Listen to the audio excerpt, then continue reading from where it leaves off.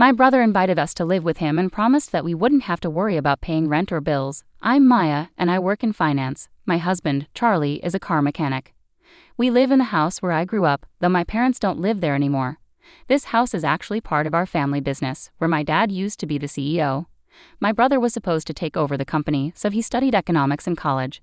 He even went to Oxford University to learn more about business management. After he came back to the US, he worked with our dad for several years. Eventually, our parents wanted to retire and move to a peaceful place like Aspen, Colorado, to enjoy nature. They gave the company to my brother and passed the family home down to me, their daughter, so my husband and I decided to live there. The house is in a great location, just a 5-minute walk from the train station. There are shops, hospitals, and schools nearby. This makes it easy for us to live here, even when our children grow up and move out. I'm really thankful that my parents gave us this house. We were planning to grow our family and live happily, but we never imagined that our lives would be turned upside down by such an incident. After we moved into the house, my mother-in-law started visiting a lot. Knowing my parents own a business, she often asks about their money since we got married. Maya, how much do your parents have? How much will you inherit when they pass away? She frequently asks. She talks about these things so often that I find it quite unpleasant. Not wanting to be too direct, I usually say, I'm not sure. I've never really thought about it. I already got the house, so I might not get any money. Even though I laugh it off and respond casually, she persists, saying, that can't be true, can it? Your parents are over 60. Anything could happen. They must have discussed their assets with you. She seemed so interested in the money that I was convinced she was counting on my parents' wealth. I already know how much I'll inherit, but I decided to keep it a secret from my mother-in-law and my husband, who is close to her. Then something shocking happened. Without any warning, my mother-in-law and my brother-in-law's family moved into our house. Around 8:00 a.m. on a holiday, the doorbell rang unexpectedly. When I opened the door, there were movers. I was shocked and confused. My mother-in-law and brother-in-law's family were there, saying, we're going to live here from today, so please take care of us. Their grinning faces sent chills down my spine. My husband woke up then, and when I asked him to explain, he said nonchalantly, what's the problem if Mom and the others move in? The house is spacious, so you should be able to spare some room. He acted as if it was perfectly normal to let them move in. I was already shocked that we were all going to live together, but then my sister-in-law said something even more outrageous. Maya, your brother invited us. Since he called us, we won't be paying any rent or utilities, so we're counting on you, Maya. My brother-in-law started going into various rooms without permission, saying, this room gets good sunlight, so give it to us. Charlie, move all the stuff in here out to the hallway. I felt dizzy from all this. This is my house, but they were opening rooms and trying to claim them as their own. My mother-in-law and sister-in-law's family have always lacked common sense, especially my sister-in-law, who once rummaged through my bag without asking. If things continue like this, they'll take over my room. Enough is enough. This is my house. Why are you acting like you own this place? I've had it. I want everyone to get out. I don't usually lose my temper or raise my voice in anger, but seeing these people move into the house my parents gave me without permission and acting like it was theirs pushed me over the edge. That's why I shouted at all three of them. But then something unexpected happened. How dare you talk to us like that? You're the one who should get out. In that moment, I felt a sharp pain in my cheek. I realized I had been slapped. It took a few seconds to register what had happened. I was stunned, feeling the throbbing ache in my cheek. At that moment, something inside me snapped. I couldn't live with people who would do something like this. This house belongs to me. I didn't want them living here like parasites, so I packed my things and left, planning to inform my family about what happened. I had to find a place far from here, so I rented an apartment for the time being. I'll have to commute to work from there. The moment I told my parents about what happened over the phone, I could sense their anger, even from a distance. Especially my dad. He's always been loving and supportive, both as a strict CEO and as a caring father who would help us out whenever we needed it. I didn't want to drag my parents, who were on the brink of retirement, into this mess, but I had no choice when my own inherited home was being taken from me. While I stayed in the monthly apartment, I was sure my husband and his family were freely using my house, so I decided to follow a suggestion from my brother and father. A few days later, during my break, I checked my phone and saw dozens of missed calls and messages from my husband. I knew exactly why he was trying to reach me. Earlier, I had called the water and electric companies to shut off the utilities. Our house relies entirely on electricity, and we haven't installed solar panels yet, so cutting off the electricity meant everything would stop working. It's hot right now, so living without electricity and water must be tough for them. I was just about to ignore it when my husband called again, perfectly timed with my break. Hey, what's going on? There's no electricity and the water isn't working. Did you cut off the electricity and water? My husband asked urgently over the phone. The house is mine, so now that I'm not there, I could leave the electricity and water on, right? That's why I had them cut off. If I kept them on, I'd have to pay the bills even though I'm not living there. I can't accept that, so naturally, I had them cut off. After this, my husband was furious and demanded that I immediately restore the utilities. But just because he said so didn't mean I would agree with him. If they wanted the utilities back on, they should pay for it themselves. They'd always say, "It's your house, so you should pay," but their words and actions don't match up. I have no intention of renewing the utilities or giving in to their demands. I simply told them, if you don't like it, then leave the house immediately, and hung up because my break was ending. Later, my mother-in-law, sister-in-law, and brother-in-law all called me, saying the same thing. They wanted me to reconnect the electricity and water. They complained about the heat and discomfort in their rooms and how inconvenient it was without water. But I saw all of this as their problem, not mine. After listening to their complaints, I told them to handle it themselves and ended the call. I figured they were just being greedy and hoped they would give up and leave soon. Even after a whole week passed, they still hadn't left. So I decided to take action. I talked to my father's company's lawyer and asked him to send a notice to my husband.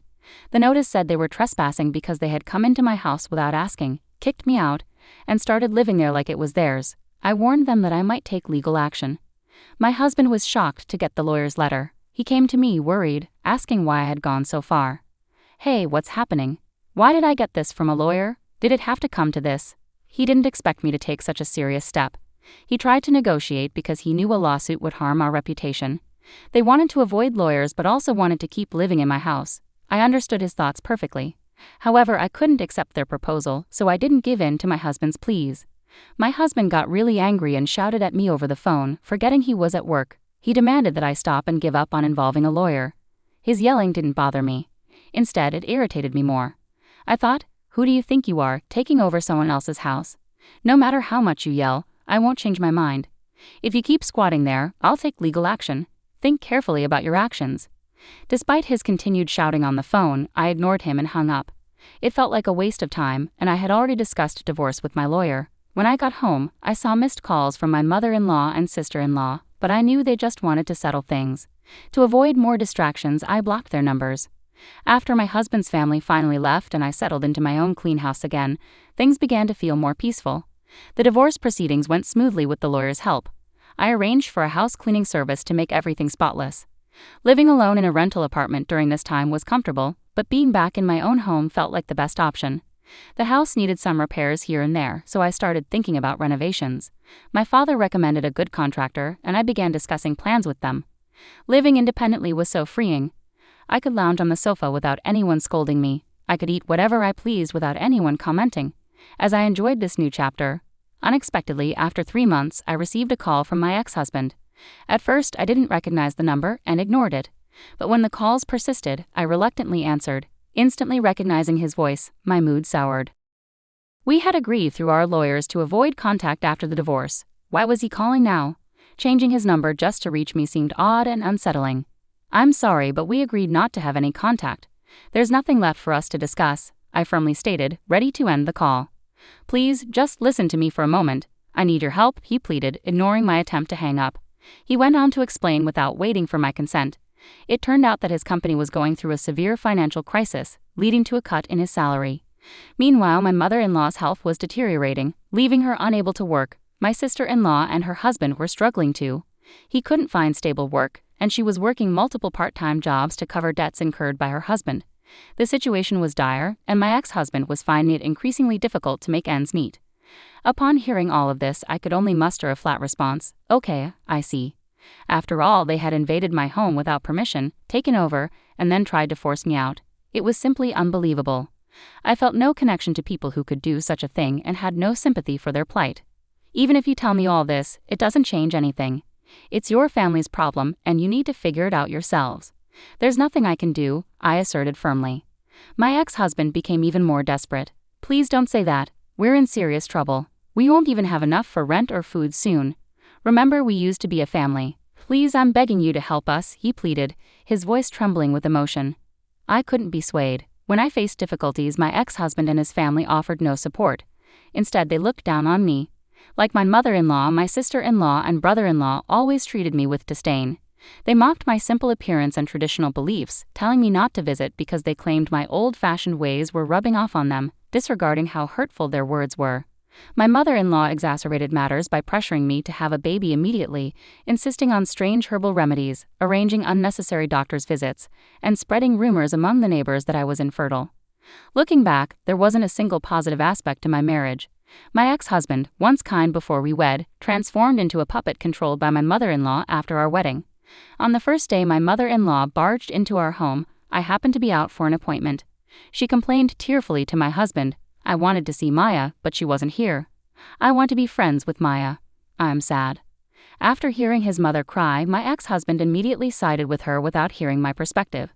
She claimed she wanted us to get along, yet whenever we met, she would openly criticize me. Whether at home or in public, she'd loudly say things like, "My son seems to have lost weight.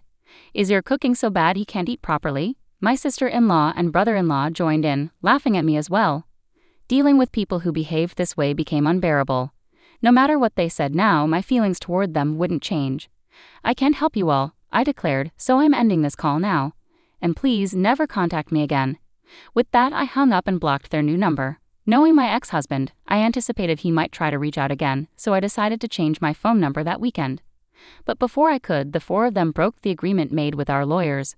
At 11:00 p.m., they showed up at my doorstep, demanding to be let in. "Open the door. Take care of us. We're family. You owe us." They banged on the door, shouting without any regard for the late hour. "Hey, what's going on at this hour? Please go back home. You're disturbing the neighbors," I urged as I approached the door. They seemed poised to force their way in, so I attempted to reason with them through the intercom. But they ignored me completely, banging on the door and creating a commotion. Dealing with their reckless behavior left me feeling overwhelmed. I considered calling the police when I heard sirens approaching from outside. Apparently, a neighbor had taken action.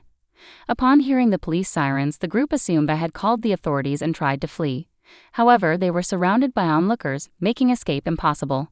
The responding officers escorted them to the police station. I was questioned about the incident and provided a full account of what had transpired. News of the incident quickly spread throughout the neighborhood, and it reached a coworker of my ex-husband's who was among the bystanders. By the following day, the entire office was aware of the situation.